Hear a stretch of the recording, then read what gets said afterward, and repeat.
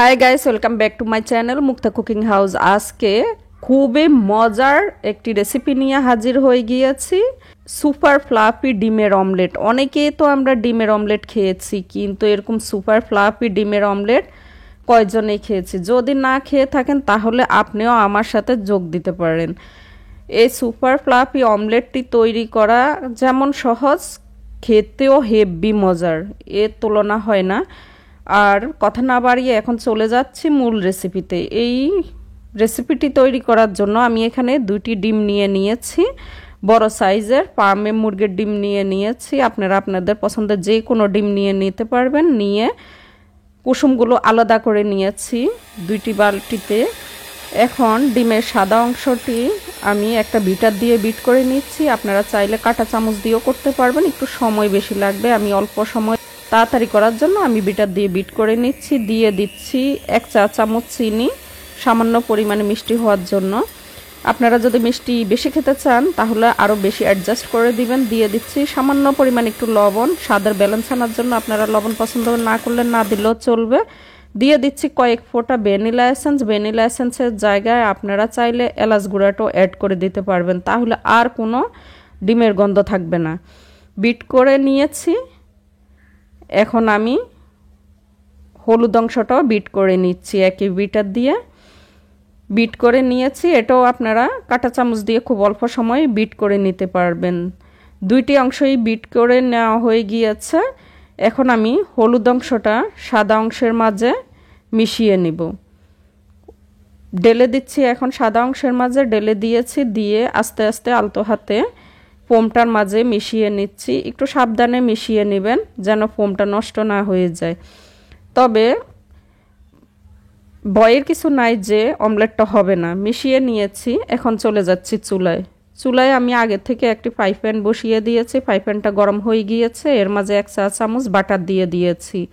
আপনাদের হাতের কাছে বাটারটা না থাকলে ঘি দিয়েও করতে পারবেন, আর ঘি না থাকলে সয়াবিন তেল দিয়েও করতে পারবেন। তবে বাটার দিয়ে পারফেক্ট টেস্টটা পাবেন।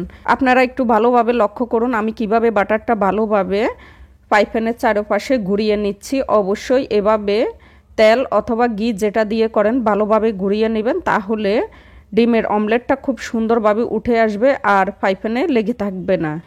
এখন বাটারটা গলে গিয়েছে, এর মাঝে আমি দিয়ে দিচ্ছি ডিমের ফোমটা। আলতোভাবে সুন্দরভাবে দিয়ে দিবেন। আর যখন ফোমটা দিবেন তখন চুলার আগুন একদম লোয়ে রেখে দিবেন, না হলে খুব তাড়াতাড়ি পিছনের অংশটা হয়ে যাবে এবং পুড়ে যাবে।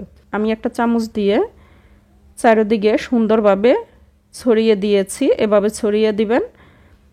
ছড়িয়ে দেওয়ার পরে এখন আমি ঢাকনা দিয়ে ঢেকে দেব। আমি উপরে একটা ঢাকনা দিয়ে ঢেকে দিচ্ছি। এখন ঢাকনা দিয়ে ঢেকে আমি 15 থেকে 20 মিনিট কুক করে নিব।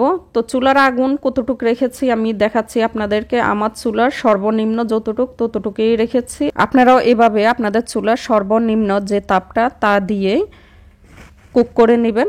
এখন আমি অমলেটটা আপনাদেরকে ঢাকনা খুলে দেখাচ্ছি। ডিমের অমলেটটা হয়ে গিয়েছে। আমার 15 মিনিটের মতো লেগেছে। আপনাদের হয়তো আর একটু কম বেশিও লাগতে পারে, কারণ এক এক চুলার এক এক তাপমাত্রা রয়েছে। তাই দেখেন এখন কিনারগুলা গোল্ডেন ব্রাউন হয়ে গিয়েছে। অলমোস্ট ডিমের ফ্লাফি অমলেটটা হয়ে গিয়েছে। তাও আমি আপনাদেরকে চামচ দিয়ে দেখাচ্ছি। দেখেন পিছনে একদম সুন্দরভাবে গোল্ডেন হয়ে গিয়েছে। এই অমলেটটা আর উল্টানোর দরকার নেই, কারণ 15 মিনিটের মতো আমি কুক করে নিয়েছি। তাহলে একটা ফ্লাফি ডিম 15 মিনিট কুক করে নিলে কাঁচা থাকার কোনো প্রশ্নই আসে না। তো আমি এখন চুলা থেকে ডিমের অমলেটটা নামিয়ে নিচ্ছি। নামিয়ে একটা প্লেটে আপনাদেরকে পরিবেশন করে দেখাচ্ছি। দেখেন কতটুকু মজার হয়েছে। দেখলেন তো কত অল্প সময়ে এই ডিমের অমলেটটা তৈরি হয়ে গিয়েছে। যাকে খাওয়াবেন সেই জাস্ট ওয়াও বলবে। আমি বলে দিচ্ছি, আপনারা একবার বাসায় তৈরি করে দেখুন। তো আমি একটা বাজ দিয়ে নিচ্ছি।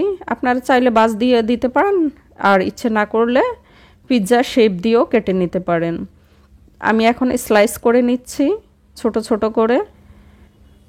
আপনারা আপনাদের পছন্দ মতো যে কোনো শেপে কেটে নিতে পারবেন। তো আমার অলমোস্ট স্লাইস করা হয়ে গিয়েছে। রেসিপিটি ভালো লাগলে চ্যানেলটি অবশ্যই সাবস্ক্রাইব লাইক করে দিবেন। এখন আমি আপনাদেরকে দেখাচ্ছি কতটুকু সুন্দর হয়েছে। দেখলেন তো, বলেছি না অনেক সুন্দর, আর খেতে তো জাপানি প্যানকেকও হার মানাবে। একবার খেয়ে দেখুন। সবাই ভালো থাকবেন, দেখা হবে নতুন কোনো রেসিপি নিয়ে। আল্লাহ হাফেজ।